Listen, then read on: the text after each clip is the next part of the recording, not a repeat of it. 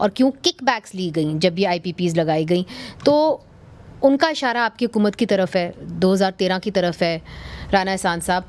अब बात यह है कि वो ये कहते हैं कि बेनज़ीर साहिबा की हुकूमत में भी लगे, वो भी कॉन्ट्रैक्ट्स, मांडवी वाला साहब तो ये कह रहे थे कि जी अब तो वो कॉन्ट्रैक्ट्स ख़त्म हो गए, अब आपकी हुकूमत में लगे, और उन्होंने मांडवी वाला साहब ने ये भी कह दिया कि कोयले के ऊपर लगे और वो साहिल से दूर लगे। जब साहिल से दूर लगते हैं तो जाहिर है उसका सेंस समझ नहीं आता, चूँकि कोयले को लाना होता है आपने शिप्स के ज़रिए। तो क्या हो रहा था आपकी हुकूमत? नहीं, देखिए, सबसे पहली बात तो ये कि बहुत सारे लोगों को अंडरस्टैंडिंग नहीं है और बहुत सारे रूमर्स चलते हैं जिसके ऊपर फिर ये बातचीत होती है। देखें, हमने जो प्रोजेक्ट्स लगाए वो कोयले के थे और LNG के थे, और उस वक्त हमने जो बास्केट प्राइस थी उसको कम किया, यानी कि पहले ये फर्नेस ऑयल पे चल रहे थे प्लांट, तो वो तो रद्द हो गए। जब जितने भी आज भी अगर आप प्रायोरिटी के लिहाज से, प्राइसिंग के लिहाज से देखें तो सबसे ज़्यादा प्रायोरिटी उन्हीं प्रोजेक्ट्स की बनती है जो हमने लगाए।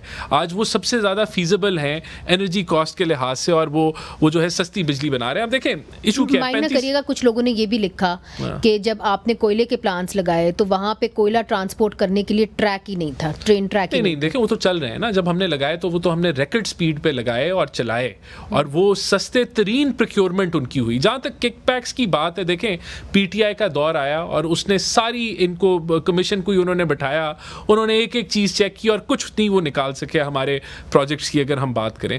देखिए, इसके साथ साथ मैं ये जो चीज़ बताना चाहता हूँ कि बिजली हमने सस्ती की। जो इंडस्ट्रियल पैकेज अभी हमने दिया है, इन बदतरीन हालात में IMF के मुआहदे के दौरान भी हमने कोई तकरीबन 175 से 200 अरब की जो क्रॉस सब्सिडी जो इंडस्ट्री कर रही थी उसको ख़त्म किया, उसको एडजस्ट किया और कोशिश की कि बिजली के रेट इंडस्ट्री के कम हो। तो इन बदतरीन हालात में भी ये हमने किया। जो 200 यूनिट से नीचे थे उनको भी हमने प्रोटेक्ट किया।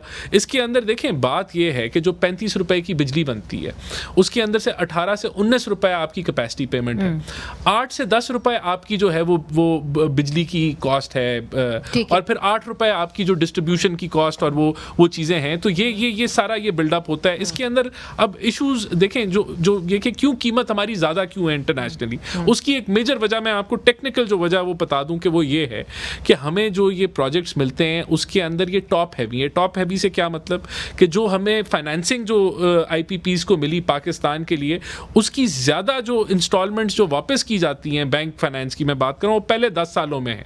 तो पहले 10 साल टैरिफ महंगा है और फिर 10 साल के बाद वो टैरिफ सस्ता हो जाता है। अगर हमारी कह रहे हैं कि ये जो IPPs हैं ये सस्ती हो जाएंगी 10 साल के बाद, हाँ, बिजली 10 साल के बाद टॉप सस्ती होगी, 10 साल तक हमारा उसकी क्या वजह होगा? देखें, अगर इस मुल्क की जो कह लें कि इकोनॉमिक सिचुएशन बेहतर होती तो हमें ये जो फाइनेंसिंग है ये 25 साल पे मिल जाती, और फिर ये जो कैपेसिटी पेमेंट होती है स्प्रेड आउट होती। तो ये इसकी एक टेक्निकल वजह है कि पाकिस्तान में कैपेसिटी पेमेंट जो है वो सबके सामने। अब जो मौजूदा हालात हैं उसके अंदर 10 साल तक लोग इतनी बिजली बर्दाश्त नहीं कर सकते। देखिए, हुकूमत कोई तो आपने कोई हल निकाला होगा। जब आप काबीना की मीटिंग्स करते हैं, प्राइम मिनिस्टर के साथ बैठते हैं, मियां नवाज शरीफ साहब ये कहते रहे कि महंगाई मिटाएंगे, महंगाई मिटाएंगे, ये उनका मैनिफेस्टो था, ये उनका स्लोगन था। तो अब आपने क्या सोचा है? देखिए, एक तो हमने, मैं आपको बताता हूँ, एक तो 175 अरब का जो पैकेज हमने इंडस्ट्री को दिया है कि इंडस्ट्री की कीमत सस्ती हो और वो कंजम्पशन बढ़ाएं और उससे जो है वो इंडस्ट्रियलाइजेशन में भी आसानी हो, तो एक तो वो हमने किया। देखें, फिर 600 अरब की जो चोरी है जिसकी कॉस्ट तकरीबन 6 रुपए पर यूनिट पड़ती है ओवरऑल इस निज़ाम में, उसको कंट्रोल करने के लिए स्पेशल यूनिट्स बना दिए गए हैं डिस्को में, जिसके अंदर उसकी लोकल पुलिस भी होगी, फिर इंटेलिजेंस एजेंसीज भी हैं और वफाक के अदारे भी जो हैं जो मिलके क्लैम्प डाउन करेंगे बिजली चोरी के ऊपर।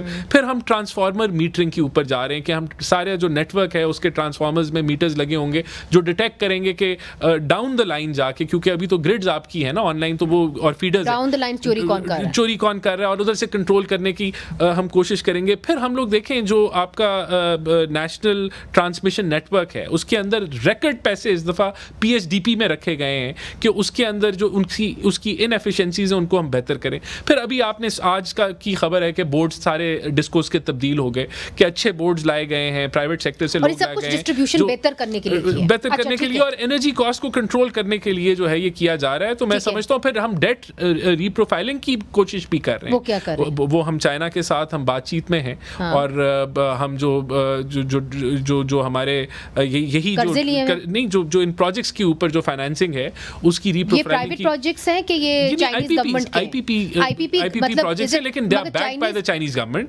तो वो हम उनसे back by the Chinese government या चाइनीज बिजनेसमैन? चाइनीज बिजनेसेस हैं, लेकिन हम चाइनीज गवर्नमेंट से नेगोशिएशन कर रहे हैं कि हमें यहाँ रिलीफ दी जाए और इसके ऊपर कोई डेट स्वैप का मैकेनिज्म लगा के, वही जो मैं बात कर रहा हूँ कि डेट को स्प्रेड कर दिया जाए ताकि कोई हमें आहिस्ता हमें रिलीफ मिल जाए। तो हर कोशिश हुकूमत करिए। देखें बात ये है, आज अगर कोई मशवरा आना चाहिए तो मशवरा है कि आज ये नहीं कर रहे तो ये कर लें, ये कर लें, भी कर लें।